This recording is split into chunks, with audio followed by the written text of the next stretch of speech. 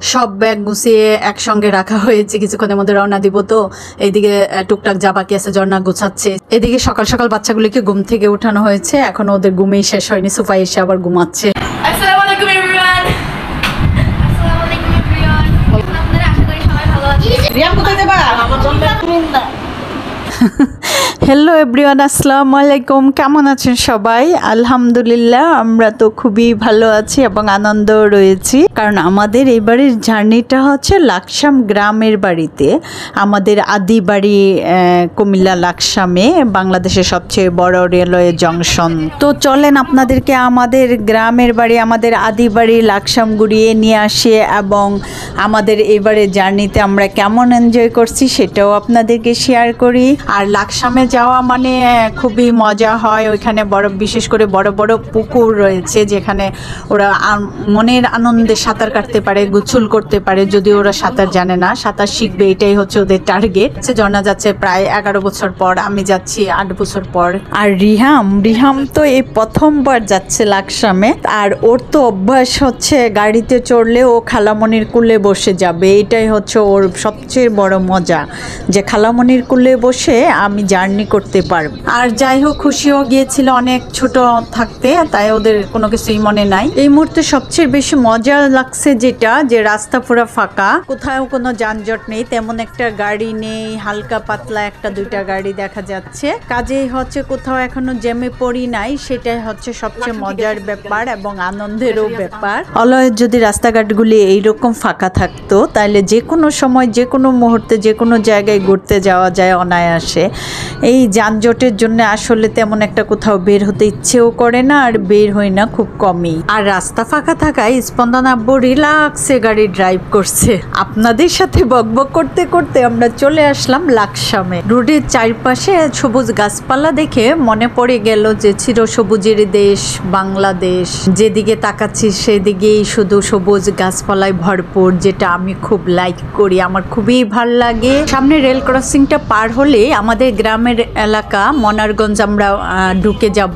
তাছাড়া আমরা যখন দেখতে পাই এরকম রাস্তার দুপাশে মন্ত্রী তাজুল ইসলাম আঙ্কেলের ছবি, তখনই আমরা বুঝতে পারি যে আমরা আমাদের গ্রামের বাড়িতে চলে আসছি, কারণ ওনার বাড়ি আর আমাদের বাড়ি পাশাপাশি গ্রামে। কি সুন্দর সারি সারি তাল গাছ দেখেন রাস্তার দুই পাশে দাঁড়িয়ে রয়েছে। তাছাড়া বাঁশ ঝাড়, কলা গাছ, বিভিন্ন ধরনের গাছ এবং ডোবা, এবং এই যে এই ডোবাগুলিতে মাছ দেখা যাচ্ছে, তার মানে প্রচুর মাছ চাষ করা হয়েছে এগুলিতে। খুবই ভাল লাগছে, মৃদুমন্দ বাতাস আসছে। আমরা জানালা খুলে দিয়েছি গাড়ির এসি অফ করে। শহরের কোলাহল থেকে দূরে এসে সবুজের মাঝে ফ্রেশ অক্সিজেন নিচ্ছি, কি যে মজা লাগছে বুঝাতে পারবো না আমি আপনাদেরকে। আমি তো বরাবরই এমন সবুজ পরিবেশ পেলে নিজেকে হারিয়ে ফেলি কোথায় যেন। মনের আনন্দে এই মুহূর্তে আমার কি বলতে ইচ্ছে করছে জানেন? আমার ইচ্ছে করছে চিৎকার করে কবির ভাষায় বলি, সুজলা সুফলা শস্য শ্যামলা আমাদের এই বাংলাদেশ। তো অলরেডি আমরা আমাদের বাড়ির রোডে ঢুকে গেলাম। সরু একটি রাস্তা মেইন রোড থেকে গ্রামের ভিতরে চলে গিয়েছে, সেটা ঢুকে গিয়েছি। এতক্ষণ সবাই আমাদের জন্য এই জায়গাটায় অপেক্ষা করেছিল, যেহেতু আজকে জুমার দিন, জুমার নামাজ শুরু হয়ে যাচ্ছে বলে অপেক্ষা করে সবাই ফোন দিয়ে চলে গেল মসজিদে, তাই রাস্তাটা পুরো ফাঁকা। না হয় আপনারা দেখতেন যে সারিবদ্ধভাবে সবাই দাঁড়িয়ে আছে আমাদের জন্যে।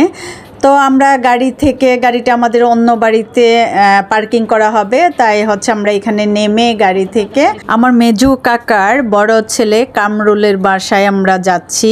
ওইখানেই আমাদের থাকার অ্যারেঞ্জমেন্ট করা হয়েছে।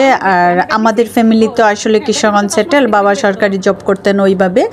আর আমার 3 কাকা, 3 জনেই হচ্ছে গ্রামে থাকেন। তার মধ্যে হচ্ছে 2 জন মারা গেছেন আর 1 জন শুধু বেঁচে আছেন।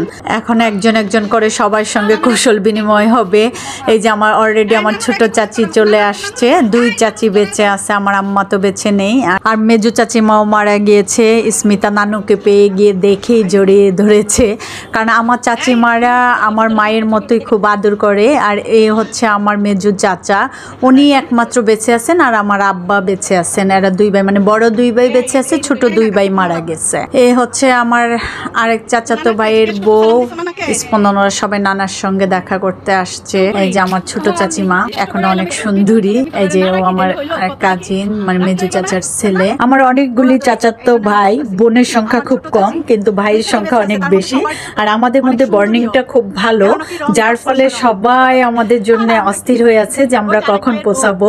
আর এত বছর পরে আসছি তো, বেশি দেরি করে আসলে মানে অনেক দিন পর দেখা হলে মনে হয় আন্তরিকতা ভালোবাসা বেশি পাওয়া যায়। আর বোনদের মধ্যে আমি বড়, যার ফলে আমার সাথে সবার সাথে রিলেশন বেশি ভালো এবং আমার প্রতি সবার টান বেশি এবং আমারও তাই। আর এদিকে কামরুলের বাসায় আমাদের জন্য খাবার রেডি করে রাখা হয়েছে। কাজে এখন সবাই তাড়াহুড়া করে লাঞ্চ করে নিব, কারণ লাঞ্চের পরে স্পন্দন, স্মিতা, রিকমা মানে আমরা সবাই পুকুরে নামবো।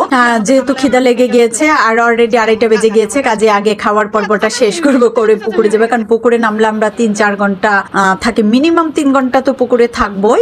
সেজন্য আর এত বড় পুকুর, এত সুন্দর পুকুর দেখলে এমনিতেই আমরা পাগল হয়ে যাই, পানির পাগল এমনিতেই আমরা। তো পুকুরের পানিতে মাছ ধরা এবং গোসল করা এবং লাফালাফি করার ভিডিওটা আমি পরে আপনাদেরকে যে কোনো সময় শেয়ার করব। এখন আমি আপনাদের কাছ থেকে বিদায় নিয়ে নিচ্ছি। আল্লাহ হাফেজ, বাই বাই, ভালো থাকবেন সবাই।